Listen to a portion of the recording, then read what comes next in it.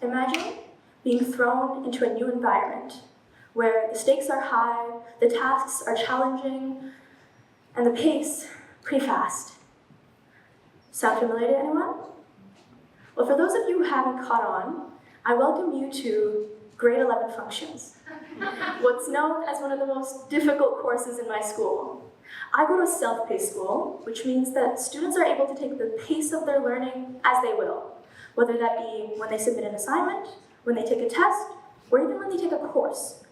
And it's because of that that we end up having 3 groups of students who take grade 11 functions. The first group, the excelling grade 10s and 11s, who end up with grades between mid-80s and high 90s. Then you have the average grade 11, who definitely struggles, but either makes it through or retakes the course or just settles. Then you have the aspiring grade 10s, who underestimate the course and are in for a very rude awakening. I was part of that third group. I decided to take grade 11 functions in my second semester of grade 10. And the reason why grade 11 functions is so difficult is because it's really, really fast. Just as soon as you've understood one concept, your class has already moved on to the next, and you're not even sure if you've practiced enough on the first. And I found myself in that exact situation, falling farther and farther behind my class, lower and lower below the class average.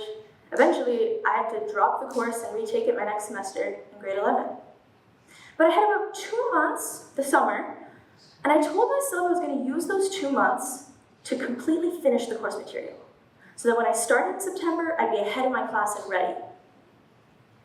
Not sure what type of commitment it was, because I only ended up about a week ahead when I started. And that week turned into 5 days, turned into 2 days, turned into at pace by mid-October. I was no longer ahead, but somehow, still doing great. Somehow, I was still confident, not overwhelmed, and getting the grades I wanted. So, what was the difference? Why was it that I was struggling so much in grade 10, but not in grade 11? Was it the week ahead that I got? Was it maybe new learning styles or a different teacher? I didn't have much difference in those aspects. But the one difference I did have was how I looked at the situation. In grade 10, I quickly became overwhelmed and told myself I was defeated. And so defeated I became for the rest of the semester. But in grade 11, I came with just that smidge of confidence, and that brought me through to the end. See, our perspectives of situations have such power over how we react. And if we want to do well in a moment of change, it can be an even more powerful tool. So, how do we adapt to change? Because change is scary. Change is pretty terrifying because with change comes something we don't know. We don't know what's going to happen. And our minds are more scared of the unknown than when we do know is bad for us. So we end up avoiding it.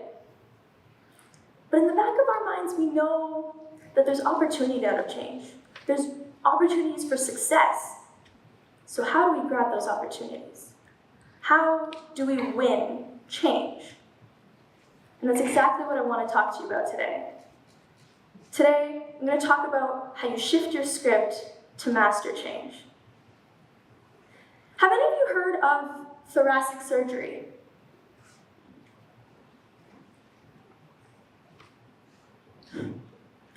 Thoracic surgery involves very major incisions in your chest area to get access to parts like your heart, your lungs, your diaphragm, anything around there.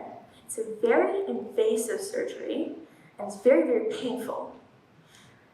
And so the patients are put under anesthetic during the process. But then, when they wake up, the pain comes back. So they give them drugs, morphine.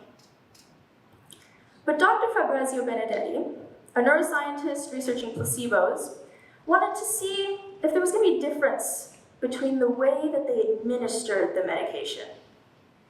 So him and his colleagues split up the patients into 2 groups, and in the first group they gave them an automatic IV pump. And they gave them the morphine through that pump, and they left it there.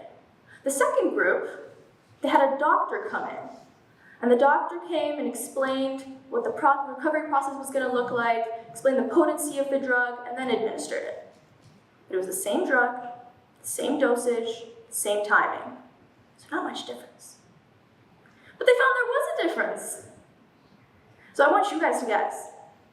Do you think the group with the doctor felt more pain, or the group with the automatic IV pump? Raise your hand for the automatic IV pump. Okay. What about the doctor? If you rose your hand for the automatic IV pump, you'd be right. It turned out they felt much more different levels of pain, and the psychologists found this really, really interesting. So they went on to test this with multiple other medications. And they found exactly the same thing.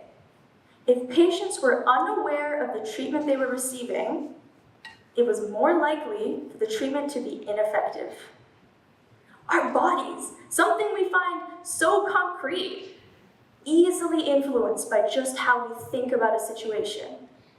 And if just our perception can change how we experience something, it can change how we experience change. So what can we do with that? Well, to get success out of change, we also need actions. We need to take control of what we want out of that moment. And normally, we think that actions are made up of situations and emotions. But in reality, there's a third aspect that plays a very important role, and that's the perception again. It's the story that we tell ourselves in that moment. Because when you're in a situation, you come up with a story to process it. And that story can sometimes be negative. Take, for example, you driving a car, and you're just about to enter the intersection. Green light in front of you, red light on your right and left, and just as you're about to go through, a car comes speeding from your right. Your first reaction? Probably fear. But after that, you probably got a bit angry. How dare they? I obviously had the right of way. This is going to ruin my entire day. And so a ruined day it becomes. But you chose that story. You could choose something else. You could have went with a perspective of maybe worry. Oh, I hope everything's okay. What if they were rushing to the hospital? They were going pretty fast. I hope they don't get into an accident. Quickly, the way you feel has changed. From there, even your actions can change. And this was tested in a high-risk family intervention model by Daphne Butengal, who studied the relationships between child and parents. Now, her and her colleagues wanted to see if they could affect how likely that family was about to have abusive behavior. So they had therapists come in and sit with the parents, and they would talk about the different behaviors that the children would have that kind of bothered them. And a lot of the time, the parents would say things like, oh, they're doing this because they know it bothers me. Then the therapist would suggest something a little more neutral, a little more positive. What if they just didn't know another way to process their emotions? They would let the parents reflect, and then this process was repeated.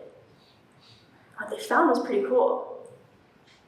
See, originally the group without this program had a 23% likelihood of developing abusive behavior.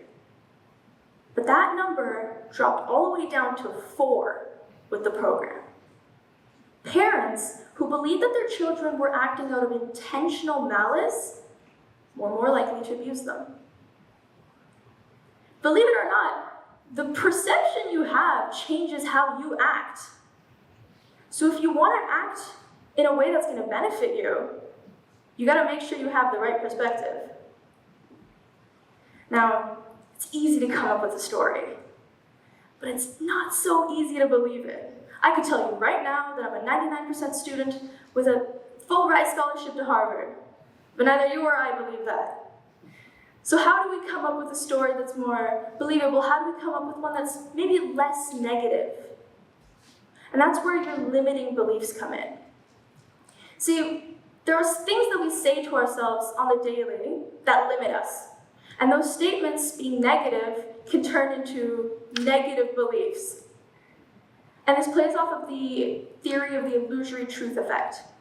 It says that as your brain is exposed to something enough times, it becomes easier to process, and then easier to rely on the information. So when you tell yourself you just can't do something, you're setting yourself up for that to be completely true. I had a teacher in grade 9 who used to say, "You can't use the word can't. If you say you can't, then you won't." And she would treat the word like a swear word. You weren't allowed to say it in her class. And it turned out she was onto something, because it completely limits us. I don't want to tell you to remove can't from your vocabulary. That's a bit difficult. So instead, why don't you add something? Yet. I can't yet. I don't know how to do math yet. I'm not good at cooking yet.